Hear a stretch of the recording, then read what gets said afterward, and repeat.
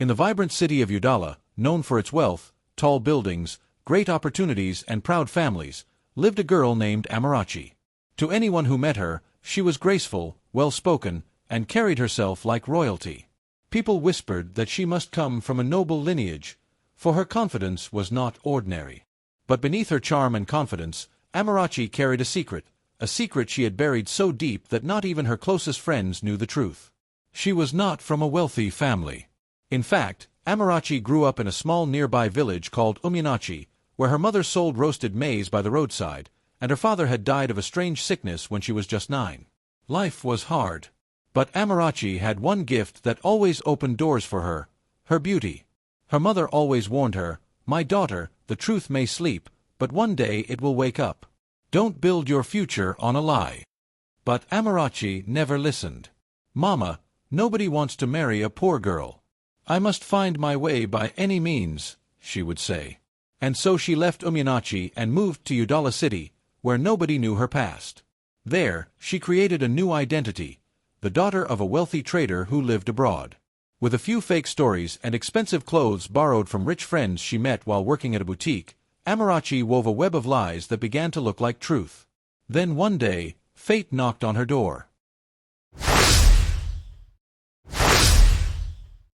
In the small, forgotten village of Uminachi, the sun always seemed a little too hot, the rains too unpredictable, and the poverty too loud to ignore. Amid the cracked mud walls and rusted zinc rooftops lived a young girl named Amarachi, beautiful, intelligent, but frustrated by the life she was born into. Her mother roasted maize near the old market square. She was a kind woman with tired eyes and calloused hands.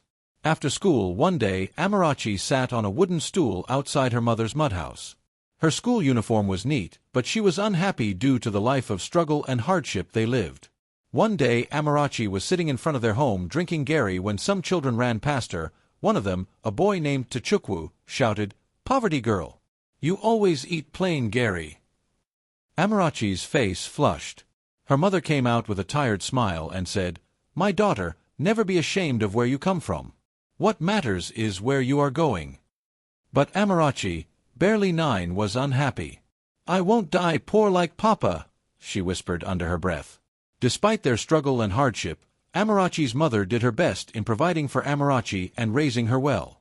A few years later, as Amarachi grows, her mother noticed Amarachi's desperation to liberate herself from poverty, and she tried severally to advise her to be truthful to herself and never be ashamed of her root, no matter the social status. "Amarachi," her mother would often say, "a lie might take you far, but it won't let you sleep at night." Amarachi would always respond the same way, eyes burning with silent anger. "Mama, I am tired of being poor and I am tired of being mocked always. Do you know what it feels like when people treat you like dirt because you wear second-hand clothes?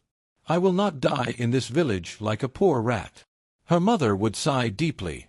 "I know you have always wanted to move to the city. You can leave, I am not stopping you, Amarachi. But don't leave your truth behind." Amarachi's silence said it all. She had already decided to become someone else. "Mama, stop preaching to me. I am not doing anything wrong if I chip in 1 or 2 lies just to get recognition. It is called packaging, Mama." Most times under the moonlit, Amarachi would sit with her small journal writing her thoughts. One night Amarachi packed few clothes while her mother was asleep. At dawn, she sneaked out of the hut carrying an old suitcase.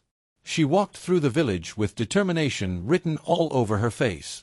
She headed straight to the village local motor park and without a second thought, she boarded a bus to the city. As the bus moved, it was done to her that there was no turning back from her decision. All she could do was to wave goodbye to her route, the only place she called home. But deep inside, her heart stayed strong as a stone. She had already concluded plans to wear a new identity for packaging, as she would call it, once she arrives at her destination. A few hours later Amarachi arrived at the bustling city of Udala. She stepped down from the bus looking focused but unsure what the future holds for her in the new city. Her first days were filled with struggle. She lived in a cramped back room of a shop, surviving on bread and water. She gets up very early every day searching for a job, but it wasn't forthcoming. Until one day, while busy searching for a place to work, she met Ilfair Oma, a kind salesgirl at a fashion boutique. "Madam said she needs another girl," Ilfair Oma whispered to her ear. She later handed to her the shop address. When you come to the shop, don't tell them you're from the village. Amarachi went to Zara Boutique and she was interviewed by the shop owner, Madame Zara. At the end, Amarachi got the job. Her grace, beauty, and sense of fashion quickly made her the boutique star. But the seed planted long ago had grown into a tree of lies. She never mentioned Uminachi or her mother again. Instead, she claimed she was from a notable suburb generally known as Gra in Enugu. The city of Udala felt like a different world. Bright lights, paved roads, and people who didn't know her past. Her new job was at a luxury fashion boutique owned by Madame Zara, a stern woman who didn't tolerate lateness but liked Amarachi's boldness. Amarachi started dressing up in clothes from the shop, with any little savings she had, pretending to be who she was not. Whenever anyone asked about her family, she had her story ready. "Oh, my dad is in London. He owns a few investments across the country. My mother is in Asaba managing one of my father's buildings," she'd say with a fake smile and perfect accent. Her co-workers believed her. One even whispered, "You don't behave like someone from around here. You're polished. The way you talk and your accent is different." Amarachi smiled, hiding the ache in her chest. "Oh, that. I was born in London, but my father sent me back home to learn our way of living. I will soon go back to the UK, she would say. At night, while every other person was asleep, Amarachi would be awake, thinking in her small room, wondering how long she could keep up the lie.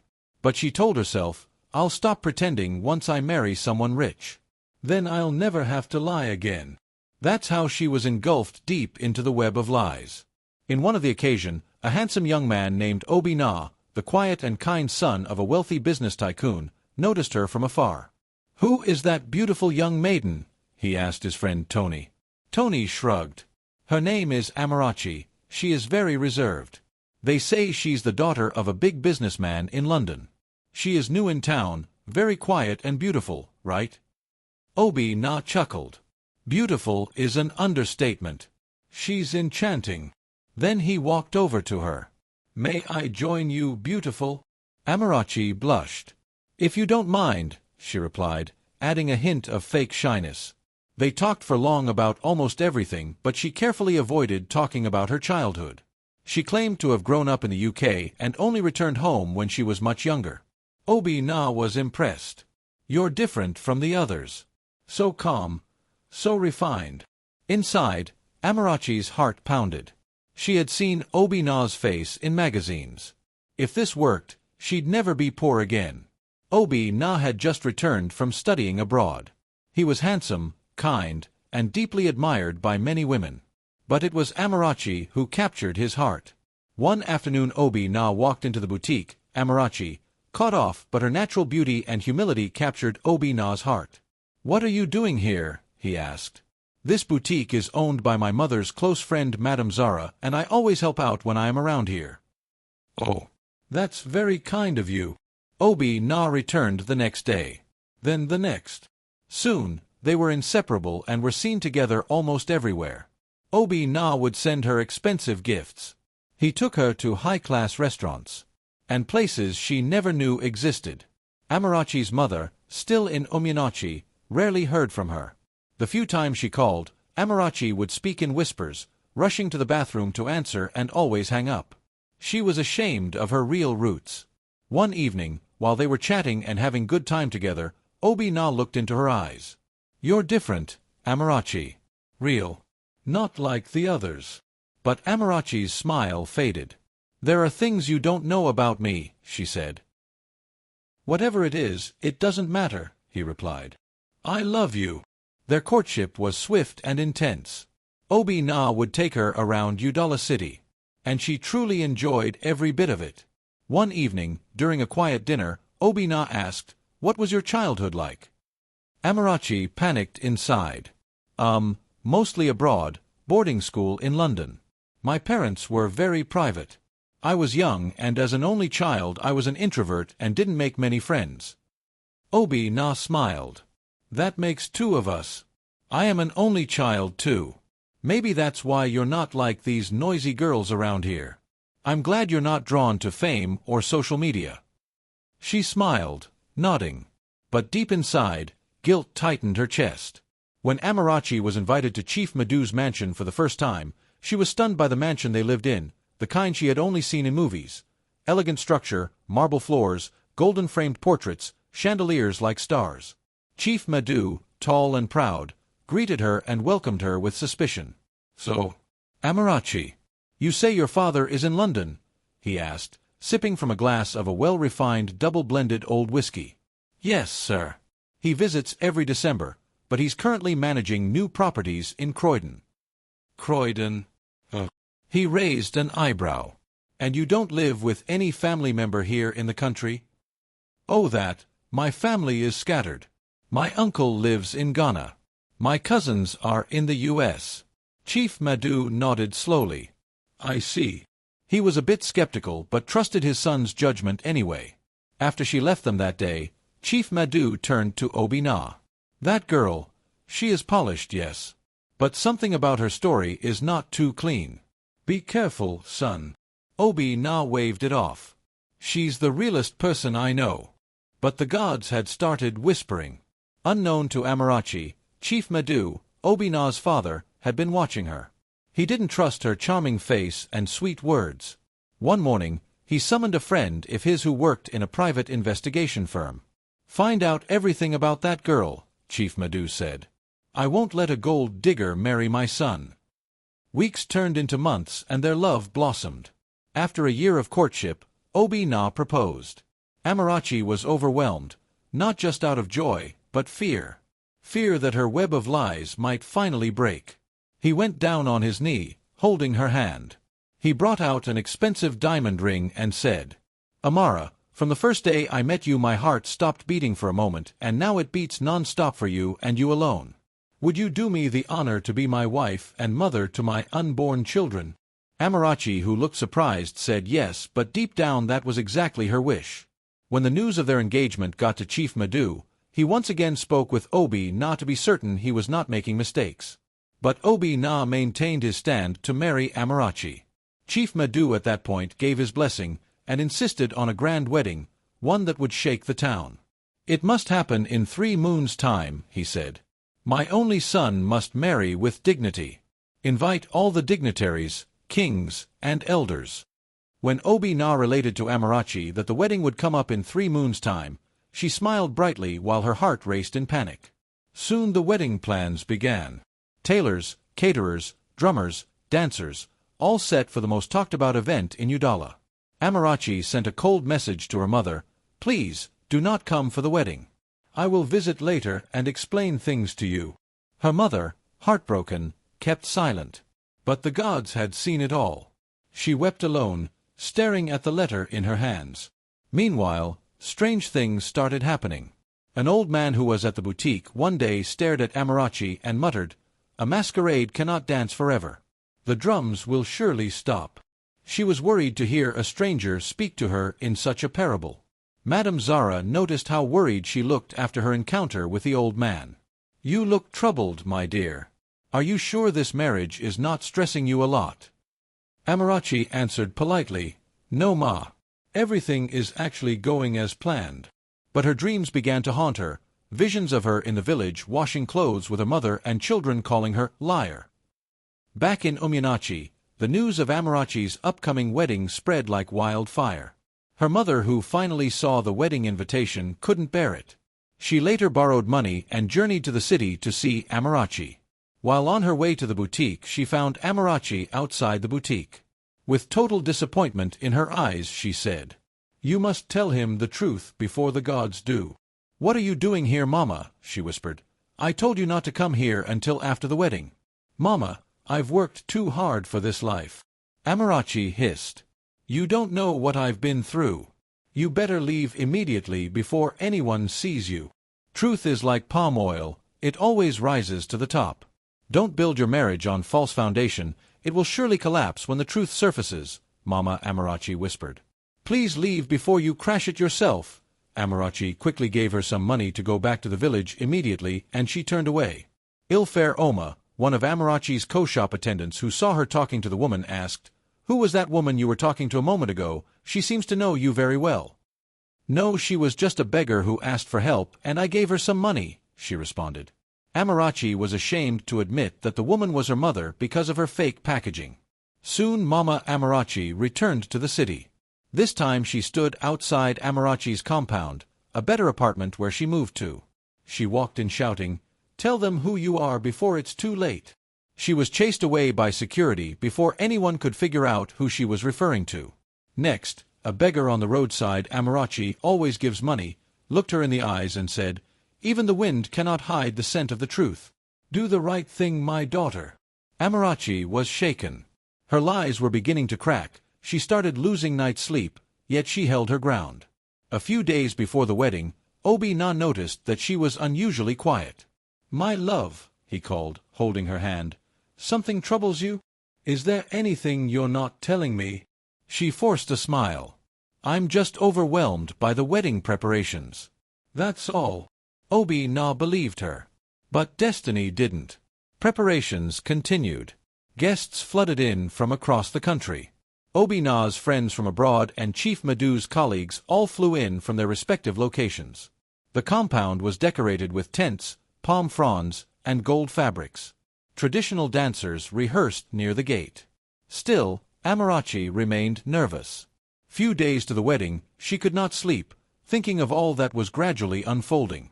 The disturbing dreams, the old man by the boutique and the beggar on the street. Their messages were aiming at one direction. Then she made up her mind to tell Obina the truth. As she was inside Obina's compound to confess, she unexpectedly overheard Obina and Chief Madu in the garden arguing over her. The argument was related to Chief Madu's private investigator's findings concerning her. "My son, you will not marry that girl. She is a gold digger," Chief Madu said. "Father, I cannot call off the wedding merely because of the cooked-up reports your PI brought. Probably he wants to remain relevant and he came up with that. I have known Amarachi long enough to know that she didn't lie about her family. Father, she is a sweet person." "No, no, no. I will rather tell him the truth after the wedding, obviously not today," she whispered and sneaked out of the compound. She became more worried and afraid of the truth coming out. Her mood took a deep dive. Obina noticed her mood change and questioned what the matter was. "My love, you don't seem to be happy. Is anything the matter?" "Not really," she responded. "But there is something I would like to discuss with you." Obina interrupted. "Cheer up, my love. Whatever it is can wait.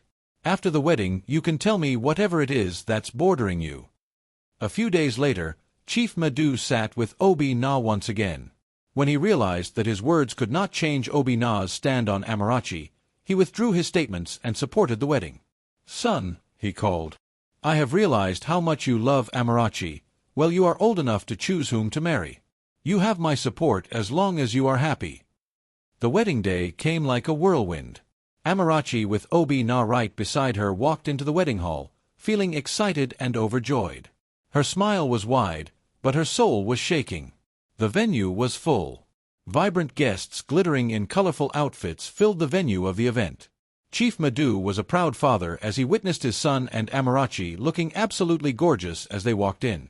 While they stood in front of the guests, Obina couldn't take his hands off Amarachi and they both looked compatible together. The atmosphere was filled with joy and excitement. Just as the marriage officiating priest took his position and was about to start the exchange of vows, a voice from the crowd interrupted. A woman, barefoot and in faded attire, pushed through the crowd of the wedding guests shouting, "Stop this wedding now! Stop this wedding!"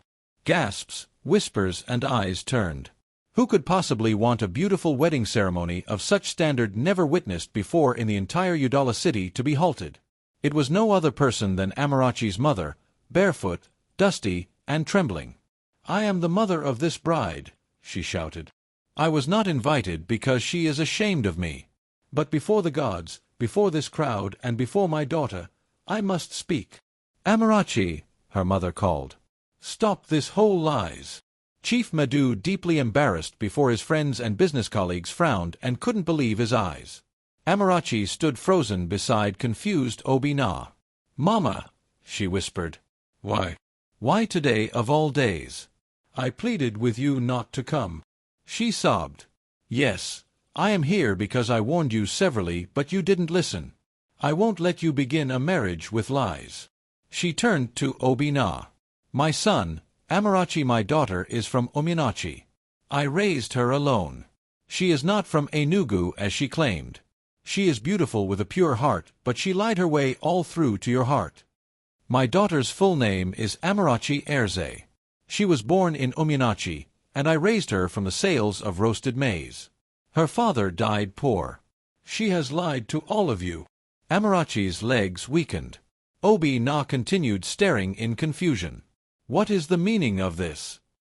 Chief Madu questioned angrily. Whispers spread like wildfire. Obina turned to Amarachi, who was already on her knees. Is this true? Please tell me it is all in a dream. She nodded slowly. Yes. Everything I told you about my past was a lie. Why? He whispered, broken. Because I thought you'd never love a girl from the gutter. Chief Madu angrily said, a wedding built on lies cannot be blessed, it cannot hold. Tears flowed from her eyes as she pleaded for forgiveness, while on her knees. Yes. I lied. I was afraid you'd never love the real me. I saw my father die a very poor man. My mother suffered so much, and I grew up knowing what hardship means, and I thought hiding my true identity will be an escape route from poverty. I am deeply sorry. Please forgive me. Chief Madu interrupted. This wedding is over. Amarachi wailed. Chief Madu stormed away. The guests followed. The hall became empty. Amarachi sobbed alone. Obina stood in silence, then whispers followed by judgment. He turned and unhappily walked away, leaving her behind. Amarachi fell to the ground in tears. When everyone had left, the hall was totally empty.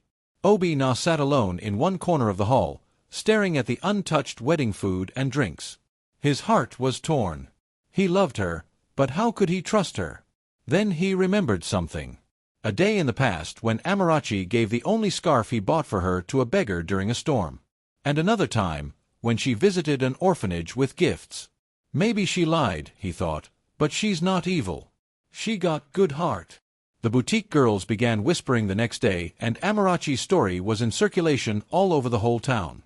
Later, Madame Zara, the boutique owner, politely terminated Amarachi's employment at the boutique. Following all that was happening at that point, Amarachi packed her stuff one night and left Udala City. She returned back to Uminachi village, humiliated and defeated. She stayed with her mother, broken and heavy-hearted. Her mother said nothing at first, just cooked for her. But she later sat beside Amarachi, telling her why it was important to always remain truthful to herself and to others. My daughter, you know I love you. You are my only child. I did what I did because I cannot watch you build a life with a man on the foundation of lies. You should never be ashamed of who you are. If he truly loves you, he will still come back to you now that he knows who you truly are. She said, rubbing her shoulder. One evening, Obina arrived in Uminachi village. He found Amarachi sitting outside her mother's hut, broken and ashamed. Obina stood there. She didn't speak, just stared. I went through hell, he began. I was angry, embarrassed, but I've also remembered who you are despite the lies. You are the girl who loved quietly, who gave her last money to a beggar and who listened more than she spoke. She sobbed. I was afraid of losing you. I never meant to hurt you this way. And you did lose me, he said. But now I found the real you. He left that day, leaving Amarachi with a glimpse of hope. Amarachi put her past behind her and moved on. She started teaching village girls how to make beads. She also shared her story honestly while teaching them bead making. Her pain became their lesson. Gradually she got her groove back. This time without being ashamed of who she was or hiding behind false identity. One afternoon, Obina came back in a sleek SUV. He knelt before Amarachi's mother. Mama, I'm sorry for walking away on the wedding day. I was ashamed, but not of her, of myself for not seeing the truth in her heart. He turned to Amarachi. I still love you. If you will have me, let's start all over again, this time with honesty. Before Amarachi could respond, Obina knelt. Will you marry me, Amarachi, not as the daughter of an imaginary London-based father, but as Amarachi Erze, the daughter of roasted maize seller from Uminachi? Amarachi nodded with a warm smile. She looked at her mother, then back at him. "Yes," she whispered. They both sat down happily chatting, and could not hold back their joy. Suddenly, Mama Amarachi jumped to her feet and started dancing. Obina joined her.